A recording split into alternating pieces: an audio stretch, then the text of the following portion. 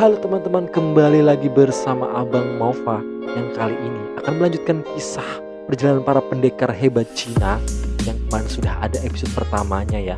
Dan kini Abang Mova akan mulai lagi untuk menceritakan alur cerita film di episode kedua film War Rules the World.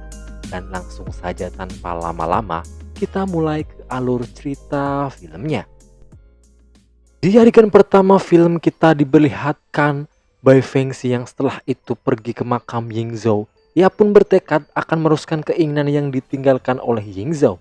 Bai Fengzi juga ternyata sudah tahu apa yang dilakukan Bai Fengzi, tapi ia mempertanyakan kenapa ia tak menyelamatkan dulu Yingzhou pada saat itu saat ia sedang terdesak. Sementara itu di kota terjadi penyerangan di kediaman keluarga Han. Bai Fengzi yang hendak pergi ke rumah kediaman keluarga Han pun disergap dan dituduh sebagai dalang penyerangan yang terjadi di kediaman keluarga Han. Untungnya datang Bai Fengzi nih yang menghentikan penyergapan dan menjelaskan keadaan semuanya serta meminta waktu untuk melakukan penyelidikan.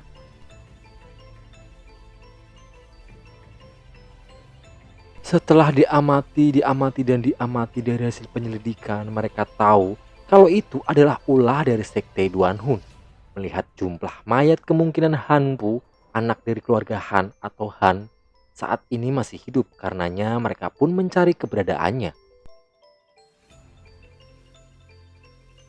Hang pun kemudian ditemukan di sebuah ruangan tersembunyi di kediaman rumahnya bersama dengan resep obat rahasianya. Kemudian Bai Fengzi pun menyarankan Bai Fengzi untuk memancing sekte Duan Hun dengan informasi itu. Namun menurutnya akan sangat berbahaya bagi mereka. Keesokan harinya Bai Fengzi merawat Han Pu yang pingsan.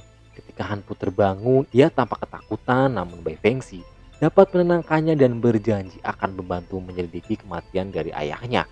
Sementara Bai Fengzi yang sedang dalam perjalanan kembali merasa tengah diikuti. Ternyata Bai Fengzi ini licik sekali ya, memberikan informasi palsu jika Bai Fengzi yang memberikan buku resep rahasia itu. Sehingga Bai Fengzi pun harus bertarung dengan sekte Duan Hun untuk mendapatkan petunjuk.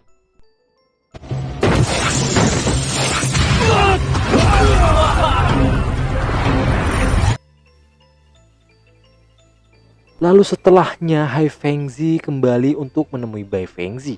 Bai Fengzi juga menjelaskan kenapa mengirim jebakan itu.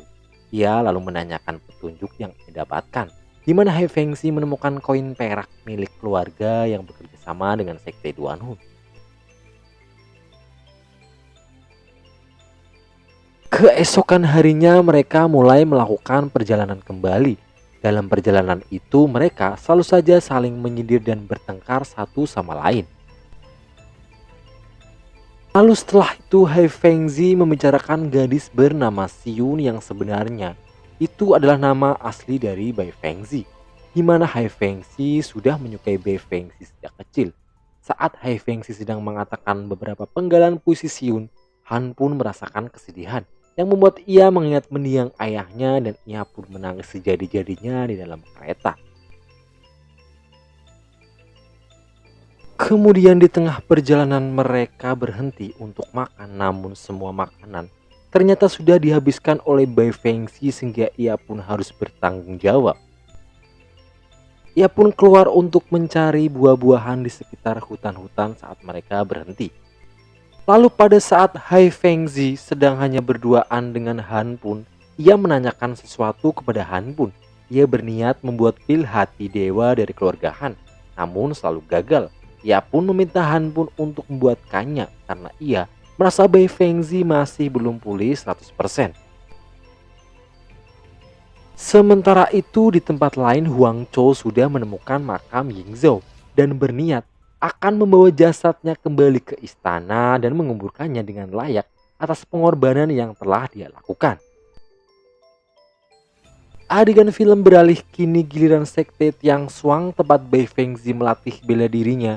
Di sana mereka didatangi pendekar-pendekar yang sedang mencari plat Xuanzi yang dikabarkan dibawa oleh Bai Fengzi.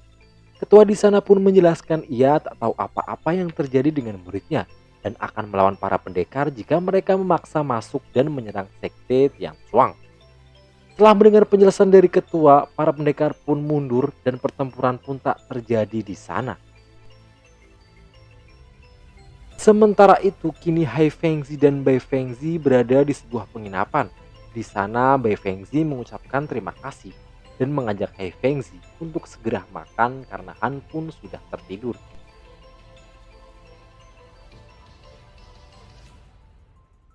Saat sedang mendengarkan sebuah dongeng tentang mereka, Bai Fengzi melemparkan perak kepada pendongeng hanya untuk memprotes penyebutan nama yang harus didahului namanya baru nama Hai Fengzi.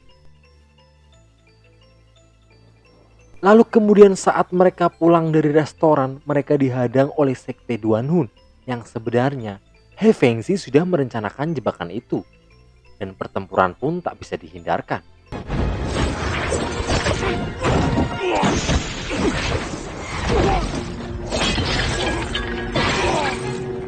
Sekte Duanhun sangat kejam, bahkan setelah kalah mereka memilih untuk bunuh diri ketimbang harus memberikan informasi tentang sekte mereka. Di saat itu Bai Fengzi memberikan petuah kepada Han Bun bahwa dendamnya akan terbalas, tetapi ia tak boleh mengotori tangannya dengan darah. Di tempat lain, seseorang bertopeng pemimpin sekte Duanhun yang kemungkinan adalah dalang di balik semuanya sedang menerima laporan dari bawahannya tentang bagaimana Bai Fengzi dan Hai Fengzi kini mulai menyadari akan rencananya. Singkat cerita, dalam sebuah perjalanan Bai Fengzi memberikan buah kepada Hai Fengzi untuk dinikmati dengan teh yang akan tampak sempurna. Awalnya Hai Fengzi tampak tak tertarik dan malu-malu, namun Bai Fengzi menyuapkan satu buah dan malah membuatnya menjadi ketagihan.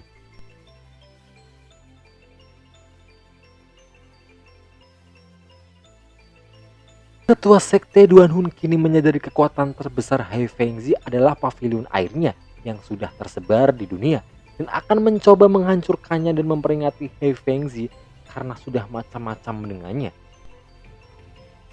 Informasi itu pun sampai kepadanya dan ia tak menduga hal itu bisa terjadi. Ia pun menjelaskan kepada Bai Fengzi bahwa pos pavilionnya yang berada di kota telah diserang dalam semalam. Ia juga mengatakan untuk tidak meremehkan sekte Duanhun. Singkat cerita, Hai Fengzi dan Bai Fengzi telah sampai di kota Yu. Mereka kini merencanakan sesuatu untuk menyelidiki siapa dalang di balik semuanya selain dari sekte Duanhun. Dan yang pertama-tama, ia akan membuat kesepakatan dengan salah satu pejabat kota Yu yang jebakannya adalah anaknya yang sangat tertarik dengan kuda milik Hai Fengzi. Mereka sempat terjadi keributan, namun bodyguard mereka langsung tepar setelah kena pukul Bai Fengzi. Waduh, KO langsung ya. Dan itulah episode kedua. Dan untuk episode selanjutnya ada di video berikutnya ya guys. Tungguin aja dan sampai jumpa. Salam sehat. Bye-bye.